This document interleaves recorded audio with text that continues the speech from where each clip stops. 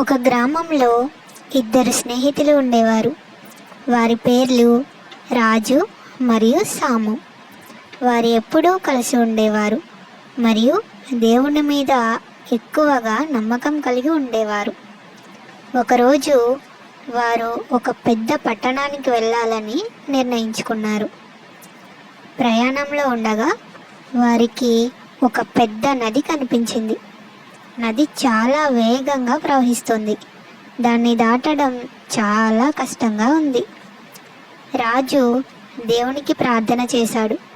అతను, ప్రభు, నేను ఈ నదిని దాటడానికి మార్గం చూపించు. నీ ప్రణాళిక నా జీవితంలో నెరవేరాలి అని అన్నాడు. కొంతసేపటికి అతనికి ఒక పెద్ద కలప ముక్క కనిపించింది. అతను దాన్ని ఉపయోగించి నదిని దాటాడు. కానీ సాము కూడా దేవునికి ప్రార్థన చేశాడు. అతను, ప్రభు, నేను ఈ నదిని దాటడానికి సహాయం చేయి అని అన్నాడు. కానీ అతనికి ఏ మార్గం కనిపించలేదు. అతను నది ఒడ్డున కూర్చొని దేవుని సహాయం కోసం ఓపికగా వేచి ఉండిపోయాడు. కొన్ని గంటల తర్వాత ఒక పెద్ద పడవ వచ్చింది.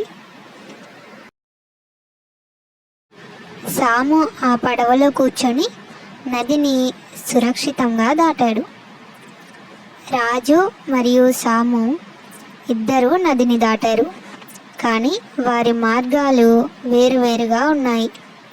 రాజు తన ప్రయాణంలో ఎదురైన సవాళ్లను ఎదుర్కొన్నాడు.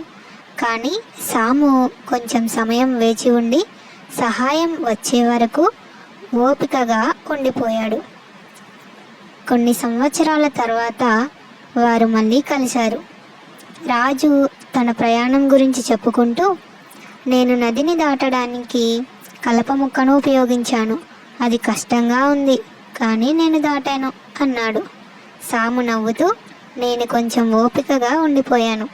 నాకు పడవ వచ్చింది మరియు నేను సురక్షితంగా దాటాను అన్నాడు. అప్పుడు రాజుకు అర్థమైంది, దేవుని ప్రణాళికలు ప్రతి ఒక్కరి జీవితంలో వేరువేరుగా ఉంటాయి. కొందరికి సవాళ్ళు ఇవ్వబడతాయి. వాటిని ఎదుర్కోవడం ద్వారా వారు బలంగా మారతారు. మరికొందరికి ఓపిక మరియు విశ్వాసం అవసరం. వారి సహాయం వచ్చే వరకు వేచి ఉండాలి.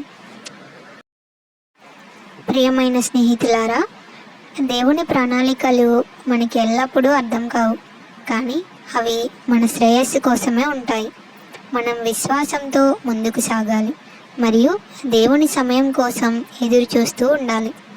అతను మనకు ఎప్పుడు ఎలా సహాయం చేస్తాడో మనకు తెలియదు, కానీ దేవుని ప్రణాళికలు ఎప్పుడు మన శ్రేయస్సు కోసమే ఉంటాయి.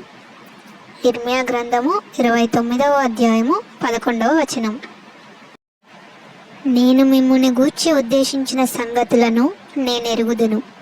రాబో కాలమందు మీకు నిరీక్షణ కలుగునట్లుగా అవి సమాధానకరమైన ఉద్దేశంలే గాని హానికరమైనవి కావు. ఇదే యెహోవా వాక్కు. Praise the lord.